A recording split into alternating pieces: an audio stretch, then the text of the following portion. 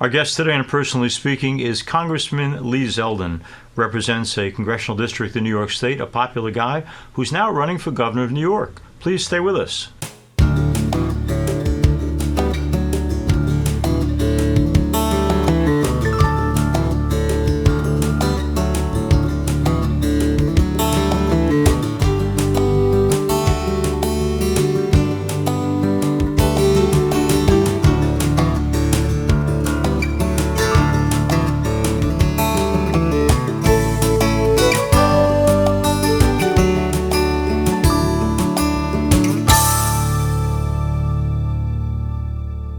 Hello and welcome to Personally Speaking. I'm your host, Msgr Jim Lisante, and Congressman Lee Zeldin joins me now.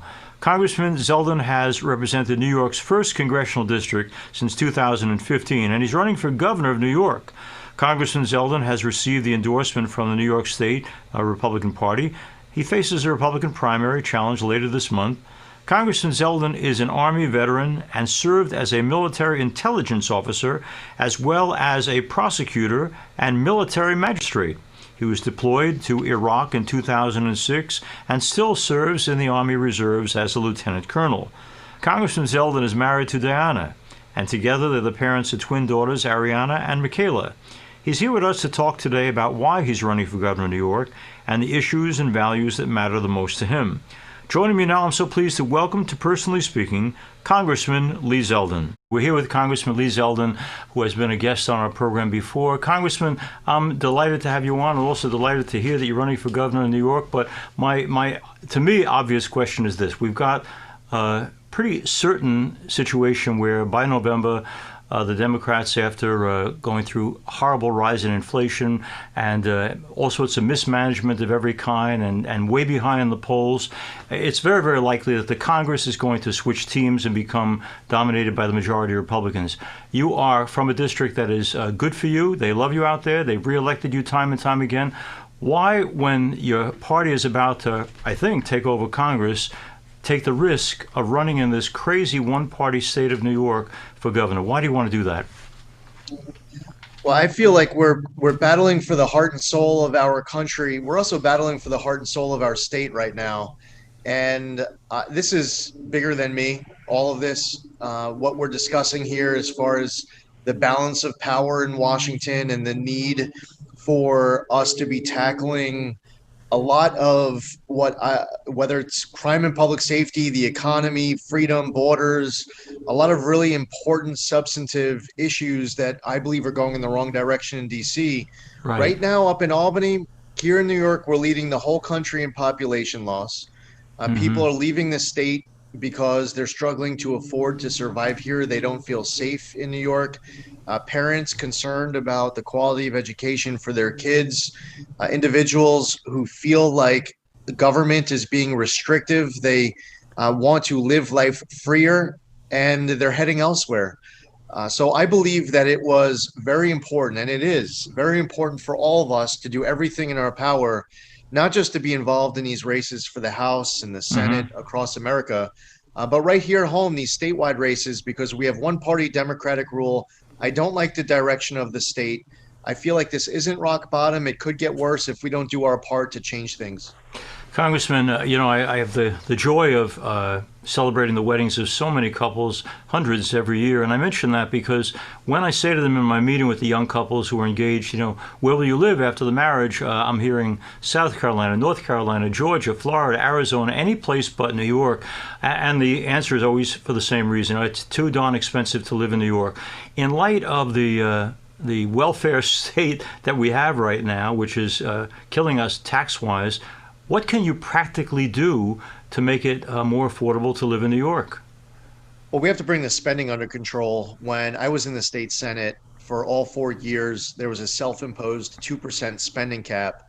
That's certainly not what we're seeing now. The trajectory increasing spending is unsustainable, and the taxes have to keep going up in order to pay for it. And people are deciding that they're hitting their breaking point and fleeing because of the taxes on individuals and families, but also on businesses as well. And there's a lot of opportunity too. People pay more to afford to survive here. We're seeing policies enacted that restrict options for energy access. And meanwhile, we sit on the Marcellus and Utica shales in the southern tier and some other counties in the state. I believe that we can be safely extracting more of our own resources. Hmm. There are pipeline applications in Albany collecting dust that should be getting approved as opposed to being delayed and denied. When Amazon wants to come to New York and bring 25,000 good paying jobs, we shouldn't be blocking that. And when Amazon chooses to bring their headquarters instead to Virginia, there are other companies saying, why would I want to go there? You might treat me the same way that I just watched you treat Amazon. So Hmm. there's so much that goes into it from the tax and spending side, the business climate, reducing the cost of living. And there are tons of practical solutions. And what I just shared, it's from the way that you run state agencies and the culture being pro-business, but also how you do your budgets and how you bring down costs. And my example with the safe extraction of natural gas, that's just one of so many examples that I could use. Congressman Lee Zeldin is our guest. Congressman, no doubt about it, among my people, certainly there is this horror over the violent crime and its increase, and the whole question of bail reform, so-called, putting criminals back on the street, is very frightening, very upsetting to people. But even though everyone agrees this is a horrible thing that's going on, both the state assembly and the state senate leaders say, we're going to basically leave it as is. What can you do when, let's presume that you're elected governor, when you're running up against a state senate and an assembly who are saying, we don't care what you say, we're going to do what we're going to do the way we're going to do it? What can a Republican governor do to change the direction, for instance, of violent crime in our state? I have a few different thoughts on that. One is it's going to also be important how many state senators and state assemblymen get elected who agree with us. Mm-hmm. Uh, right now, there's a supermajority in the assembly and senate. I believe that the supermajority is going to get broken. Okay. That's significant for purposes of my answer because if there's a supermajority and I veto something that they want to do that's bad, that's pro criminal and that would set back safety, they could just override my veto. But if we do what we need to with the state legislative elections, Mm-hmm. then we'll be able to have more leverage. There's leverage with the budget. There's leverage with home rule messages. Say a state legislator from New York City needs permission from Albany with a bill to allow New York City to be able to do something specifically, and they need the governor to sign off on it.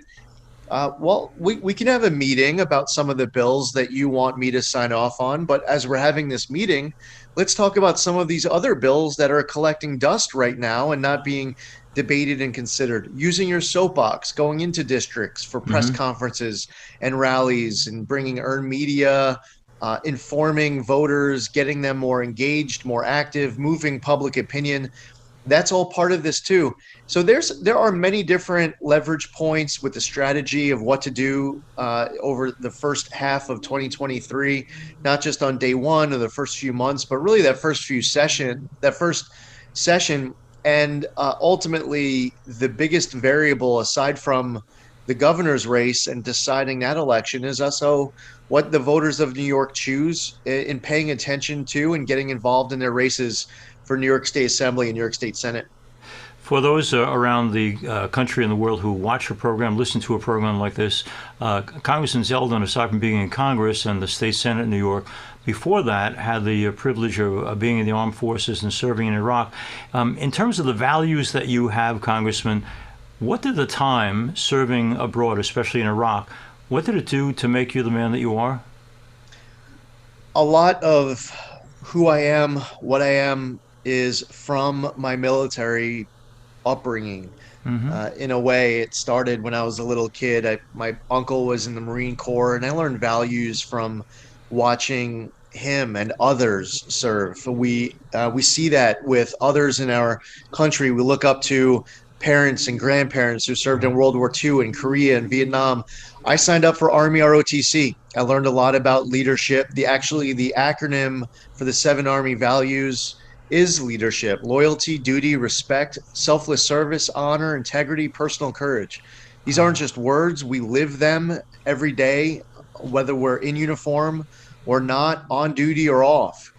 My time in the military, actually, just yesterday, I finished up my 19th year. It was 19 years ago yesterday that I got commissioned into the United States Army. Wow. And I would say that my entire experience, 4 years on active duty, my 5 years in ROTC, and also all of my time in the Army Reserve since, and the people I've been surrounded by, the missions we've had, the lessons learned, the quality of people I've interacted with from all across our entire country in different backgrounds.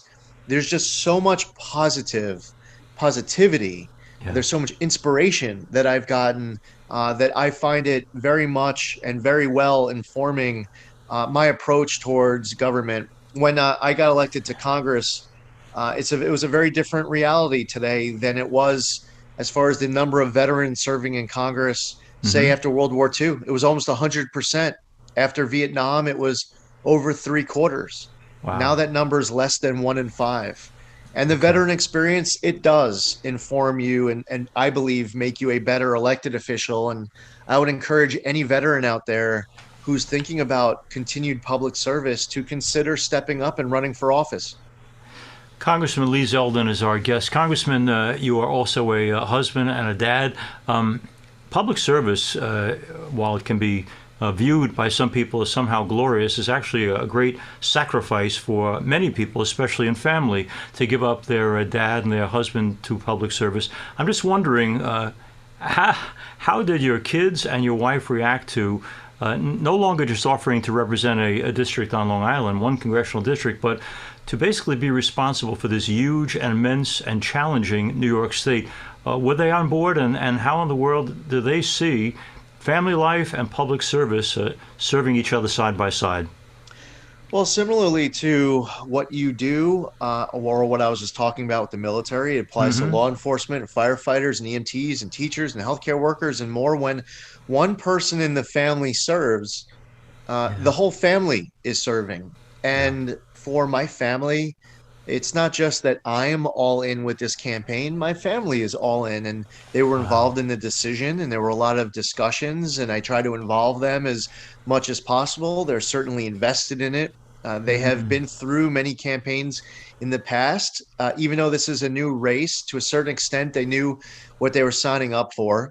It's important that when you're in elected office, that you find balance, that you spend time with family, that you involve them, that you stay grounded, that you pay attention to the quality of your home life, that you are involved in your children's upbringing, involved in their education.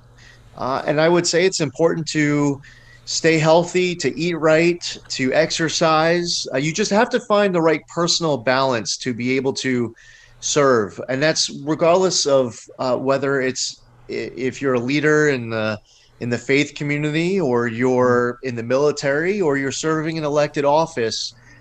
You have to have that personal balance. And for me, my wife, my daughters, Michaela and Ariana, my wife's her name is Diana. For the three ladies in my life, they're also all in and very involved and invested too. In a way, they're running as well for governor, even though their name's not on the ballot. Right, right, right. It's personal. Congressman Zeldin is also obviously from a family, and the family of origin matters so much. Meryl and David, your parents, what good did they give you? What lessons of life do you take from them? My mother's a retired teacher. My father was a small business owner who, at first, before that, was working for local government. My parents were divorced and remarried, and my stepfather is a retired state trooper. My Ah. stepmother is a retired probation officer. I spent my week in a law enforcement household. I spent my weekend in another law enforcement household. I learned a lot about service. I Also, in a way, I might say I learned a little bit about politics. I might be 5 years old, and I'm seeing parents with not as good of a relationship with each other as they did later on in life. Mm, And here I am mediating a source of friction between four adults. yeah. And and then there's the politics of letting my father and stepmother know that my mother and stepfather were raising my my pay for the week, my allowance to, $2.50, and then going to tell my mother and my stepfather that my father and stepmother were raising my allowance to $2.50. If you time it right, if you do it at the same time, you can score on both ends. So yeah, there's a lot of lessons of how to be a good husband, how to be a good father, how to Yeah. be a good public servant, how to find purpose, how to define success in life. And my Mm-hmm. father's parents were married for over 70 years before they passed away. If they lost Wow. everything, if they had no home, if they had no friends, if they had nothing other than each other, they Yeah. still would have had a big smile on their face, feeling like they've lived a perfect life. And Yeah. that was because they found each other and because that marriage was so strong. So I have taken great inspiration from what I've encountered, and it's Mm-hmm. not always been positive, but you try to learn from everything that you see around you. Right, right, right. Congressman Lee Zeldin's our guest. He's a candidate for governor of New York State. He's a congressman from Long Island, 1st Congressional District. Congressman, you know this is going to come up in the election. We have this terrible incidence of gun violence. When I was talking about it at my church this week, someone said at the back door, nothing's going to happen. The Republicans will stop any kind of gun control legislation. The Democrats will push for too much, and nothing gets resolved. We're in this state with a lot of violent crime. I understand both perspectives on this thing, but do you have any idea on how we can find a middle ground to reduce the incidence of availability of guns to people who shouldn't have them? Well, I certainly know how to find common ground on these issues. There has to be a willingness to Yeah. find common ground. And sometimes I've seen this in politics through the years where it seems like some people would rather have the issue they campaign on than to actually solve it. And I'm not saying that to pick on anyone or use Mm-hmm. any specific examples. All I'm saying is that prospectively, as we go through the next 5 months, it's a challenge to everybody to try to find common ground. And we've seen it where even on this issue, where in 2017 there was a bill that passed through Congress called the Fixed NICS bill. Republicans and Democrats worked together on an improvement related to the background check system. The Stop School Violence Act became law after Parkland. You have to be willing to communicate with each other, talk to each other, not talk past each other. Yeah. If you see the example of what happened in Buffalo, that shooter shouldn't have had access to any weapon at all. He threatened to shoot up a school. That's a felony. Yeah. When you look at what happened in Texas, I believe it shows a lot of lessons learned. Yeah. For me, my personal opinion, and I know that there's some people who disagree with me out there, but I'm someone who's in favor of a single point of entry into a school. I am in Right. favor of trained, armed school resource officers and improving the relationship with local law enforcement and making sure that faculty is better trained in how to respond.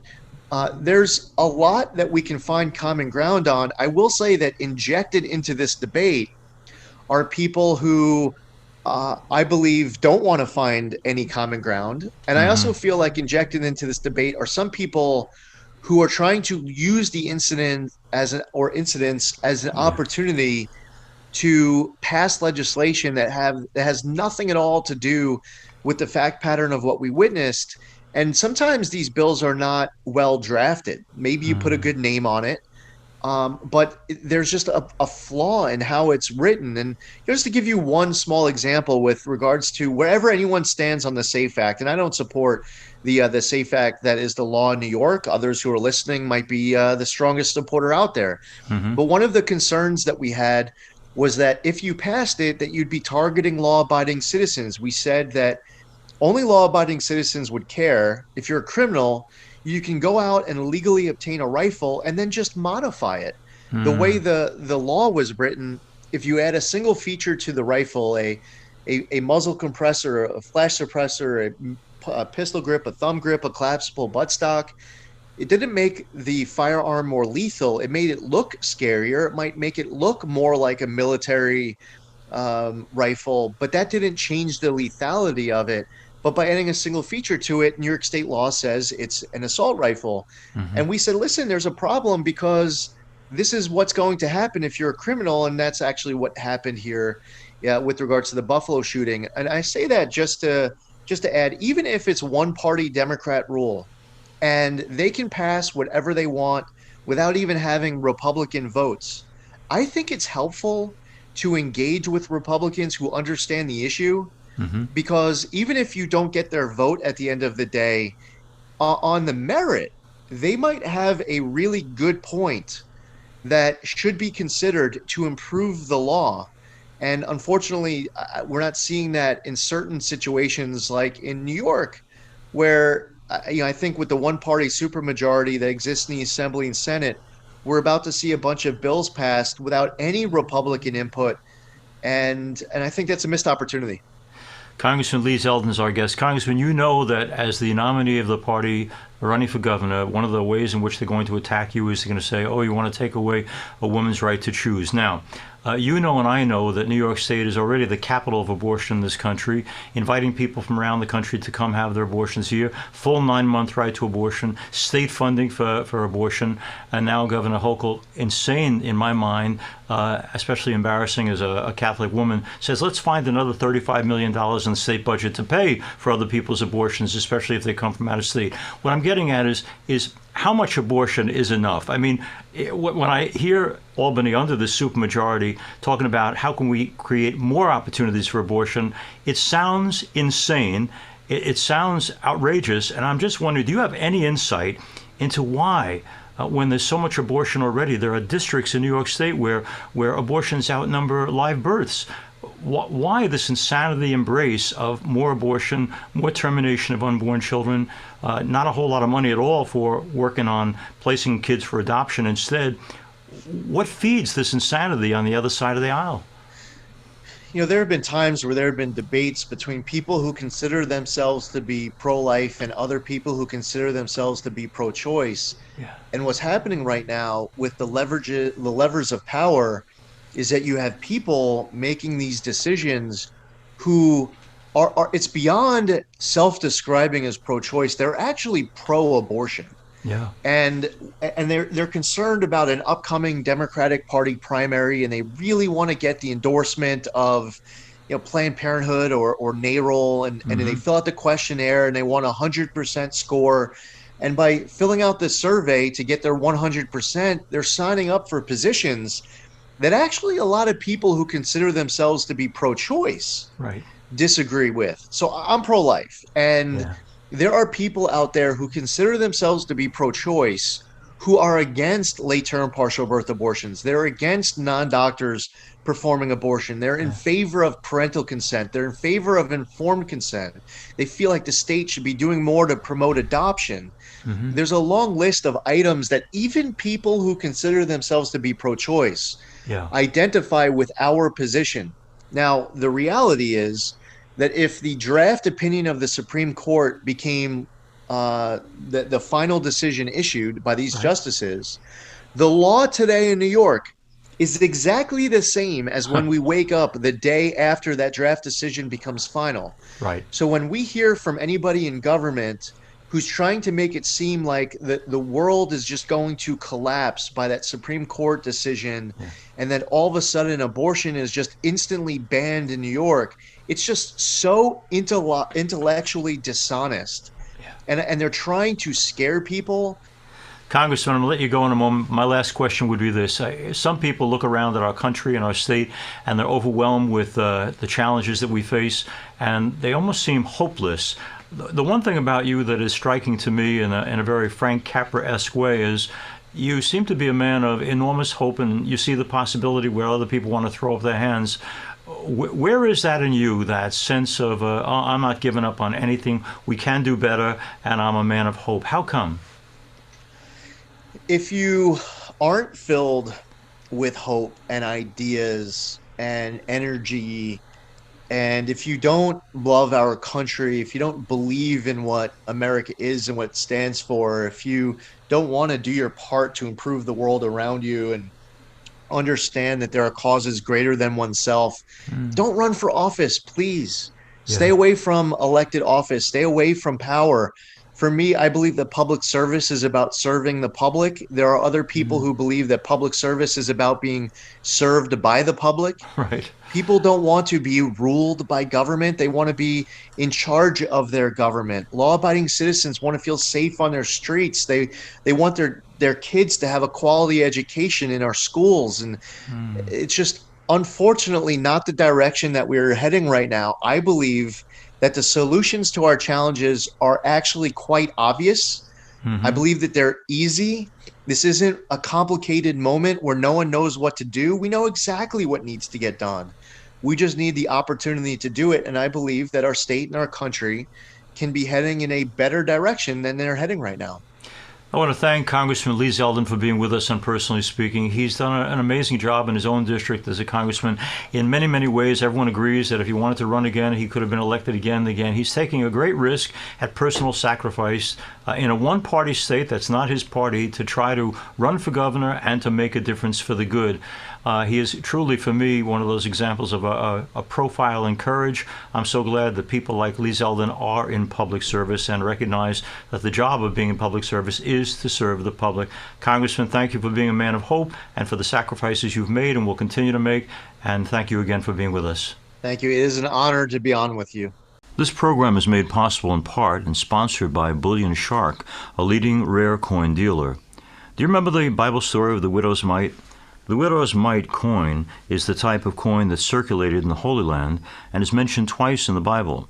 It's now possible to have one of your very own.